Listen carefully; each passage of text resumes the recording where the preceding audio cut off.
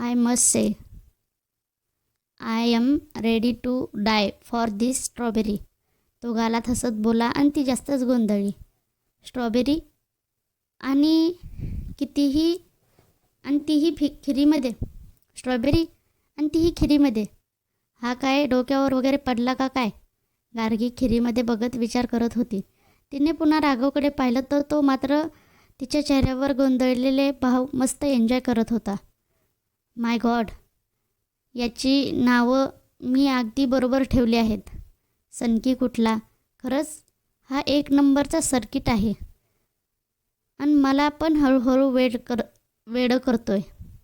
याच्यापासून दूर राहिलेलंच चांगलं. तरीही ती फुलपाखरं वाटच बघत असतात. तसंही ती फुलपाखरं वाटच बघत असतात. कधी हा जवळ येतो आणि कधी ते माझ्या पोटात येतात. गार्गी चेहऱ्यावर भाव न आणता विचार करत होती. पण तरीही तिच्या डोळ्यातून तिच्या मनातले भाव त्याला अचूक कळत होते. आणि तिचा उडालेला तो गोंधळ पाहून तो गालातच हसत होता. तिने मग आणखी थोडी खीर त्याला भरवली. तो अजूनही तिच्याकडे बघत खात होता. तिचा चेहरा निरखत होता. तिला आता लाजल्यासारखं वाटू लागलं. लवकरात लवकर खीर संपावी म्हणून ती जास्त खीर चमच्यात घेऊ लागली. तो मात्र जबरदस्त खुशीत तिच्या हातून खीर खात होता. तिला पाहता पाहता क्षणभर त्याची नजर तिच्या लालचुटूक ओठांवर थांबली आणि नकळत त्याचे हार्टबीट्स फास्ट झाले. आता पुढे. सर, तिच्या आवाजाने तो भानावर आला. त्याने लगेच त्याची नजर तिच्या ओठांवरून हटवली.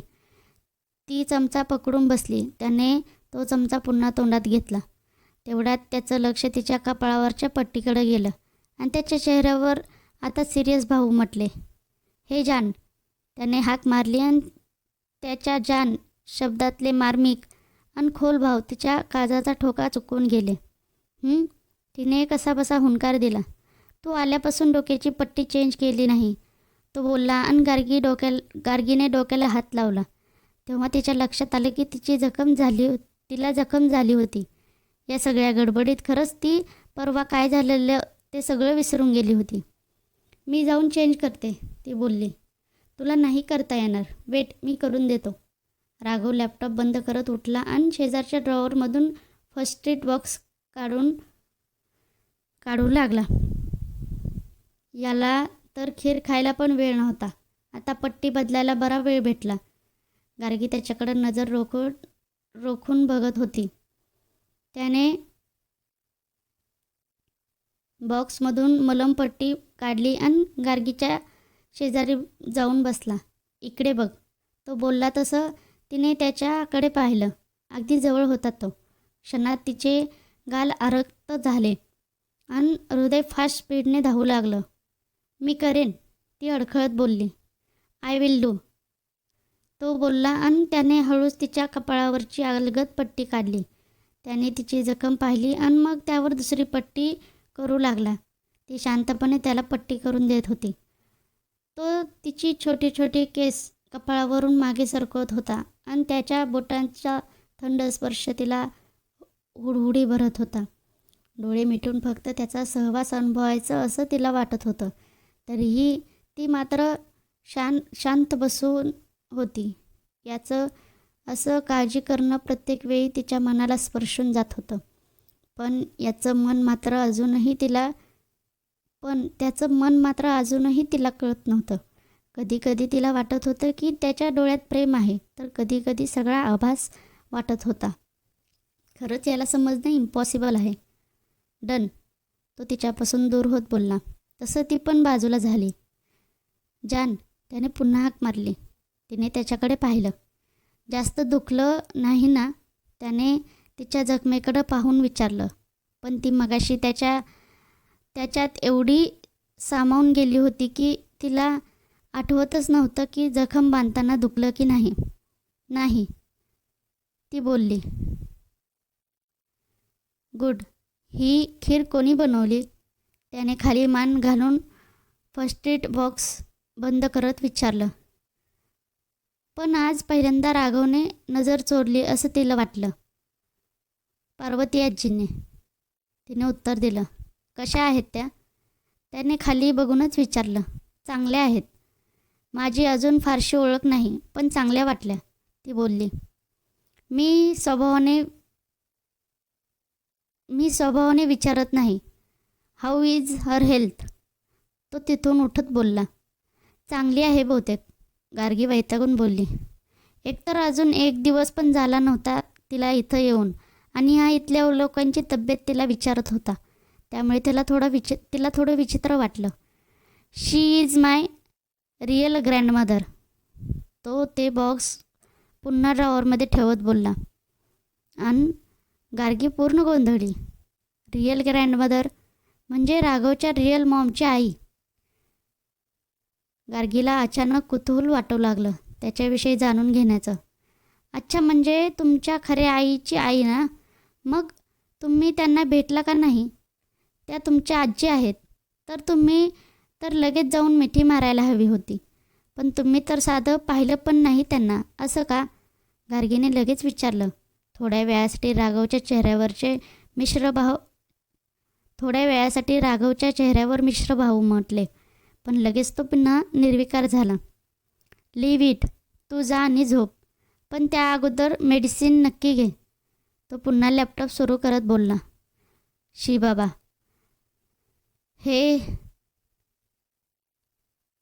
राघव नावाचं कॅरेक्टर देवाने माझ्या लाईफमध्ये फक्त आणि फक्त कन्फ्युजनसाठी बनवलं आहे का? कायम सगळं अर्धवट सांगतो. पूर्ण सांगायला काय होतंय? आणि काय हे आजी आहे तर भेटला का नाही? हा म्हणजे खरंच जगातला अजब नमुना आहे. गार्गी नाईलाजाने उठली आणि बाहेर पडली. बाहेर येताच समोर निशा आडवी आली. तिच्या हातात ट्रे होता आणि त्यात नूडल्स आणि पिझ्झा होता. गार्गीने तो बघून एक सुस्कारा सोडला. ओहो, तुम्ही अजून इथंच आहात? निशा बोलली.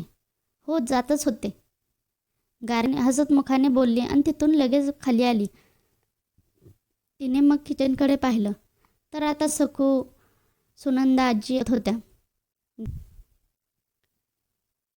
गार्गीने मनाशी काहीतरी ठाम केलं आणि गालात हसली. पार्वती आजी उद्याच तुमची माझ्या सर्किटसोबत भेट घालून देते की नाही बघाच. तुमच्यात काय झालंय मला नाही माहिती, पण मी आहे तोपर्यंत एकदा तरी तुम्हा दोघांना एकत्र नक्की आणेन, गार्गी मनातच बोलली आणि तिच्या रूममध्ये गेली. रूममध्ये येताच तिने खिशातला मोबाईल आणि लिप बाम बाहेर काढला आणि बेडवर टाकला. मग चेंज करून झोपायला आली. शी, खीर खाताना सगळा लिप बाम निघून गेला. त्या चमच्याला लागला असेल, आता पुन्हा लावावं लागेल, ती बोलली आणि पुन्हा लिप बाम घेतला आणि त्याच वेळी तिला काहीतरी क्लिक झालं. ओ शिट, तो स्ट्रॉबेरीबद्दल बोलत होता म्हणजे माझ्या ओठांचा लिप बाम त्याच्या खिरीत होता. विचारानेच तिला कसं तरी वाटलं आणि तेव्हा त्याचे शब्द आठवले. I am ready to die for this strawberry. इश, तिने तिचा चेहरा 2 हातांनी लपवून घेतला. एक गोड शिरशिरी तिच्या सर्वांगातून वाहिली. पोटात काहीतरी गुदगुल्या करू लागलं. तिने तसं स्वतःला बेडवर झोकून दिलं आणि तिला अचानक त्याच्या मिठीत असण्याचा भास झाला. ती लगेच दचकून उठली, पण तिथं कोणीच नव्हतं. तिने डोक्याला हात लावला. राघव, राघव, राघव. मी जास्तच वेडी व्हायला लागले आहे फक्त या नावामुळे. तिने बाजूची उशी घट्ट मिठीत घेतली. Raghav, Raghav, I love you. ती तोंडातच पुटपुटली. तुम्ही सगळे सरळ जाशील व्हाय?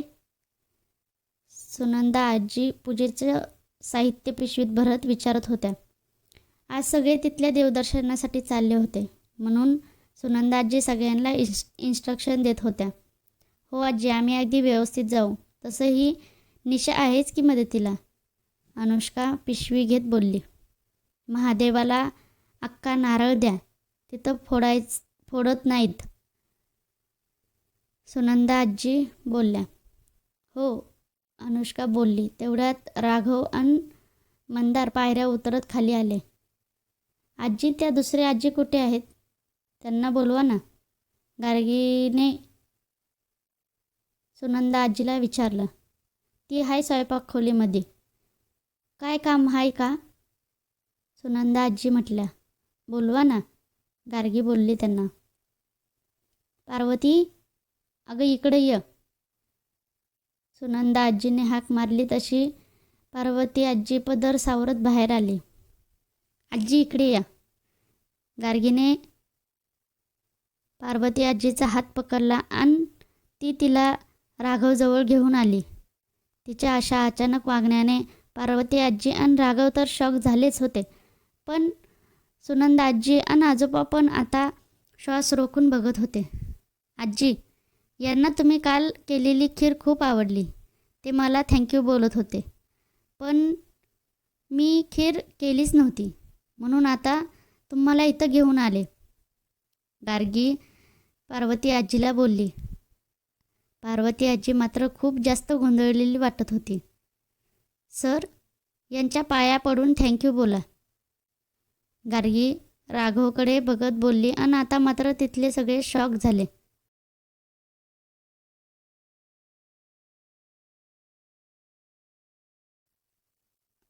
राघव, त्याला तर विश्वासच बसत नव्हता की गार्गी असं काहीतरी वागते आहे आणि त्याला पाया पडायला सांगते आहे. नग नग, काय बिनड नाही, मी जातो. पार्वती आजी लगेच तिथून बाजूला होत बोलल्या.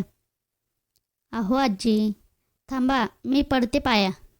त्यांच्या वतीने गार्गी पुन्हा त्यांना थांबवत बोलली आणि ती खाली झुकली. नेमकं त्याच वेळी राघव पण खाली झुकला आणि त्याने हलकेच आजीच्या पायांना स्पर्श केला.